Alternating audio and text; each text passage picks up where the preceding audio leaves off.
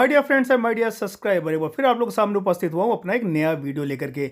इस बार थोड़ा ज़्यादा गैप हो गया क्योंकि मैं किसी कार में व्यस्त था। इसके साथ ही इस बीच मेरे को कोविड-19 की वैक्सीन लगी।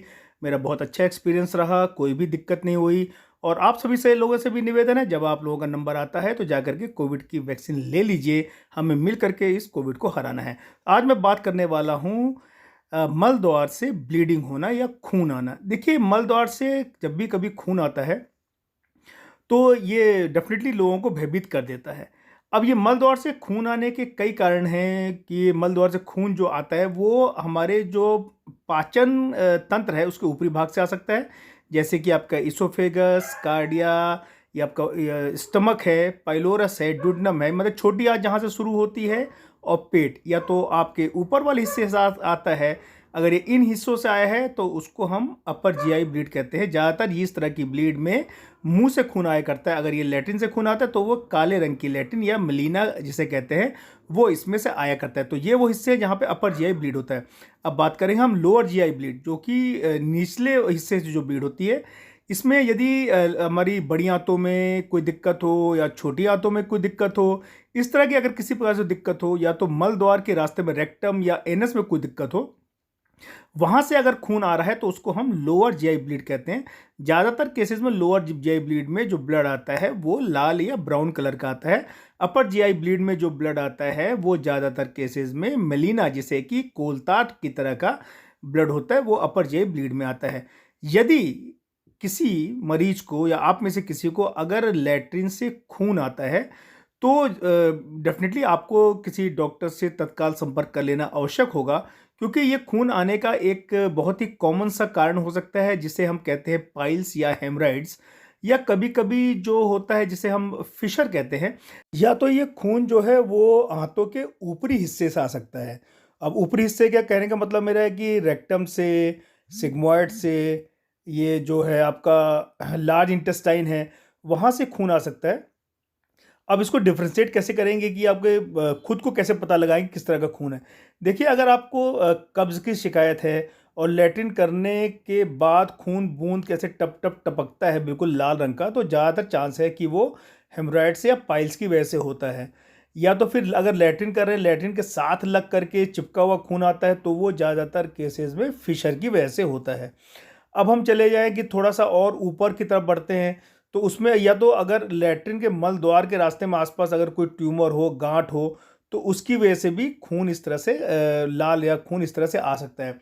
और जो कारण हैं, जैसे आप इस डायग्राम में देख रहे हैं, इसमें बड़ी आंतों के बहुत सारे कारण होते हैं। इसमें अल्सरेटिव कोलाइटिस होता है, आपका एमीबिक कोलाइटिस होता है, आपका जो एक छोटी-छोटी गाँठें होती हैं जिसे हम डाइवर्टिकुला कहते हैं, तो जो डाइवर्टिकुलोसिस जिसे कहते हैं, या पॉलिप होता है, वो छोटी-छोटी ये जो होती है ये मसल रूपी ये गाँठ होती हैं, वो एक हो सकती हैं, पॉलीपोसिस हो सकता है, बहुत सारी छोटी-छोटी उस तरह के पॉलिप्स हो सकती हैं।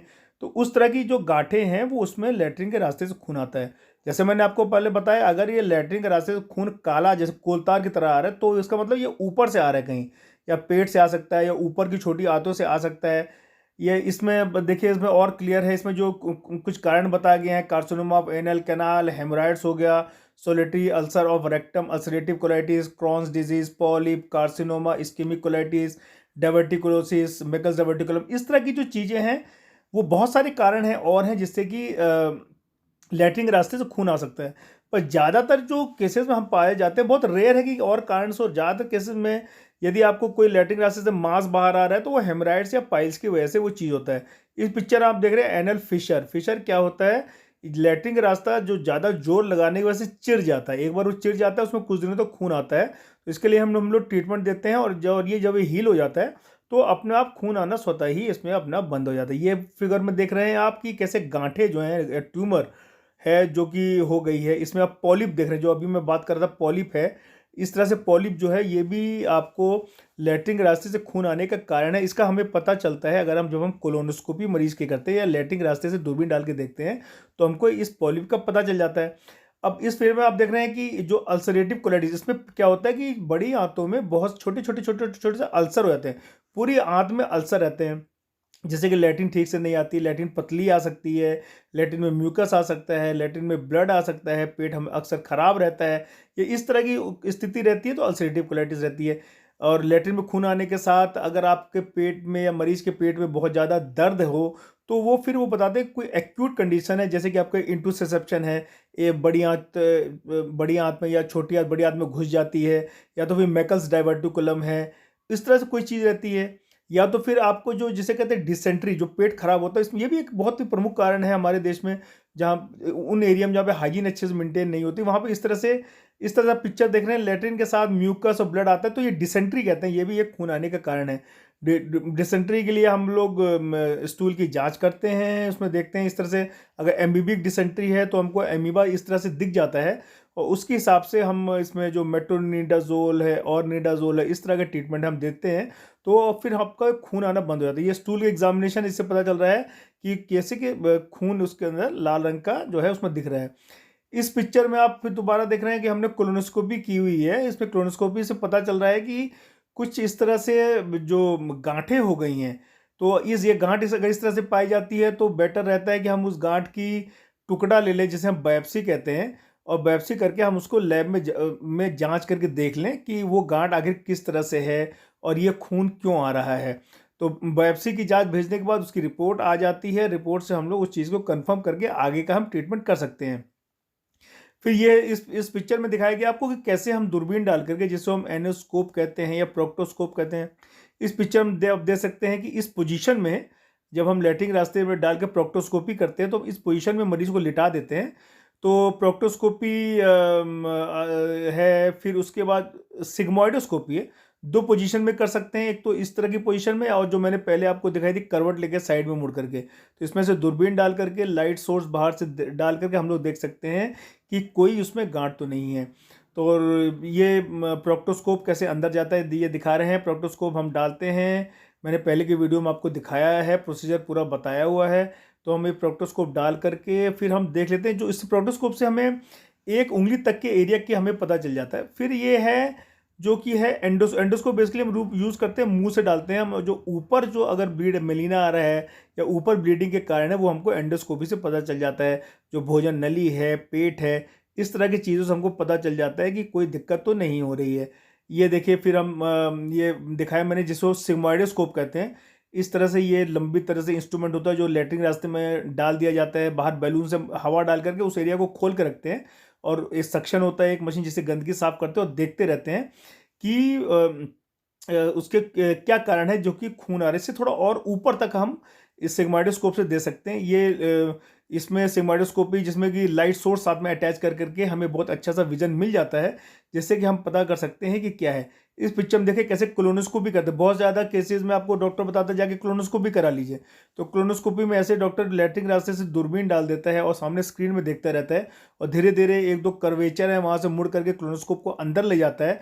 और अगर उसको कुछ चीज़ दिखती है, देखिए कोलोनोस्कोप में किस तरह से लाइट सोर्स होता है, और एक जो फ्लूइड आता है उसको निकालने का सोर्स होता है, लेंस होता है, जिससे चीज़ें बड़ी और साफ़ सुथरा दिखती हैं। ये हम मलद्वार में डाल देते हैं, और ऊपर बड़ी आंत के जो कोना देख रहे हैं वहाँ तक हम उसको ले जाते हैं।